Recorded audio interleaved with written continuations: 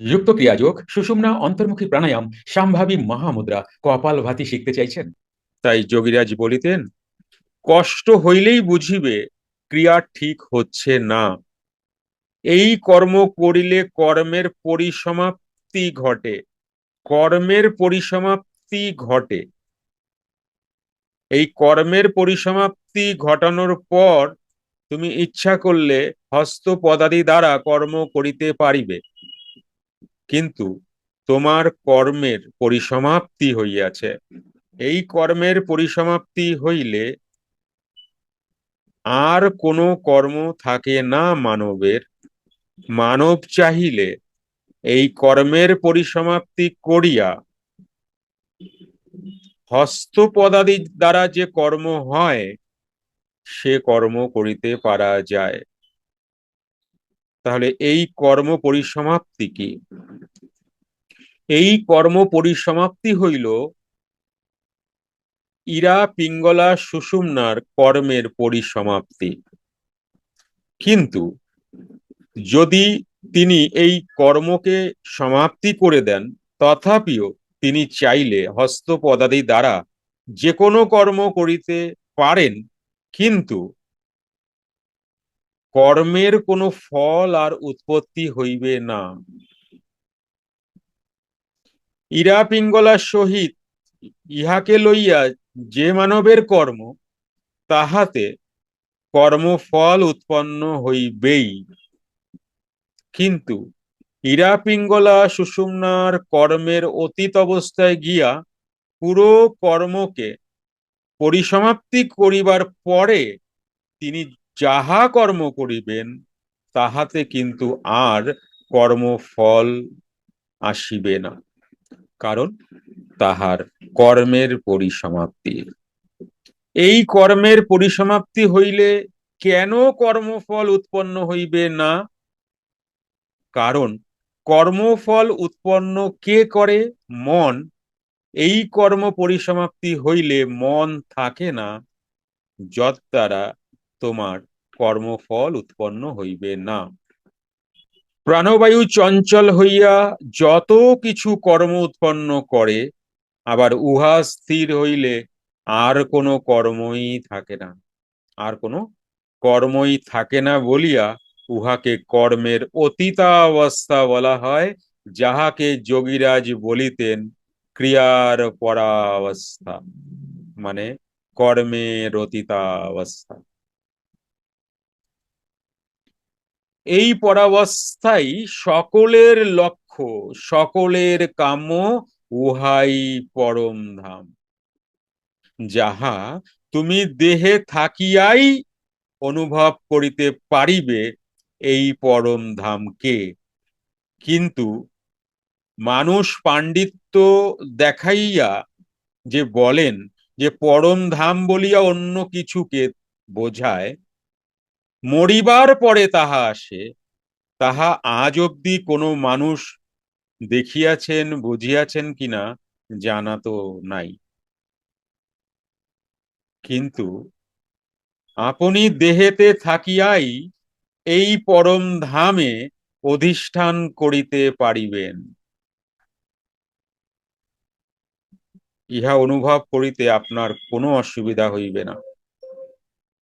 তাই তিনি সকলকে বলিতেন, অধিক সময় ক্রিয়ার পরাবস্থায় থাকো। ইহার মানে ক্রিয়ার পরাবস্থায় থাকিতে হইলে প্রাণকর্ম প্রয়োজন, আবার ক্রিয়ার পরাবস্থায় অধিক সময় ও কম সময়ও হয়। তবেই না বাবা ইহা বলিলেন, অধিক সময় থাকো। এমন বিষয়টা নহে যে ক্রিয়ার পরাবস্থায় দুম করে চলে গেলাম, বাস ওখানেই রয়ে গেলাম, এমনটা নহে। তাই তিনি সকলকে বলিতেন, অধিক সময় ক্রিয়ার পরাবস্থায় থাকো। ইহার অধিক কিছুই নাই। তাহা হইলে, কারণ এই স্থির অবস্থায় ব্রহ্ম, নিশ্চলং ব্রহ্ম উচ্যতে। নিশ্চল অর্থাৎ স্থির অবস্থায় ব্রহ্ম। 1873 খ্রিস্টাব্দ 16ই আগস্ট লিখিয়াছেন, আজ ज्यादा देर तक दम बंध रहा, हम ही सूर्य भगवान, हमारा रूप काला चाঁদ। আজ দীর্ঘ সময় ব্যাপী দম বন্ধ হইয়া রহিল, ইহার মানে কি? ইহার মানে দীর্ঘ সময় দম বন্ধ হইয়া রহিল, তাহার মানে ইহাও ধরা যায় যে কম সময়ের জন্য দম বন্ধ হইতে পারে, কাহারও কম কাহারও অধিক।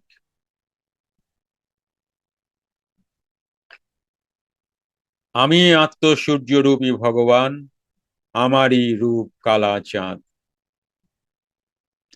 কালা চাঁদ মানে কালা চাঁদ কিন্তু কৃষ্ণকে অনেক সময় বলা হয়, তাই না? কিন্তু সেই কালা চাঁদ নয়। কালোর মধ্যে চাঁদ চকচক করে, বোঝা গেল? ইহা কুটস্থে দেখা যায়।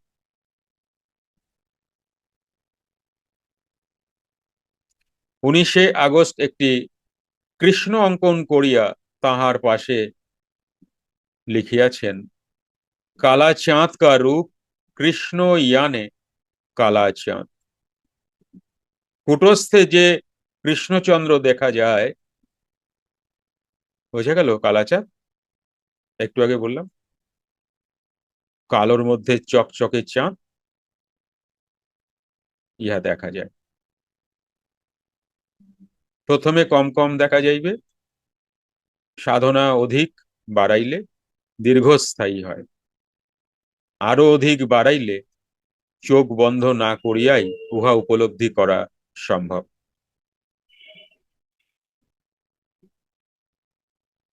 ইহার কয়েকদিন পর একটি কৃষ্ণ মুখাকৃতি অঙ্কন করিয়া তাহার পাশে লিখিয়াছেন, ই চেহারা ভিতর কা মিট যাতা হয়, পিছে হাজার কৃষ্ণ নজর পড়তা হেও ভয়ানক বড়ে ভয়ানক सूरत सब नजर पड़ता है, बड़ा भारी कृष्ण इसमें दहयत मालूम होती है।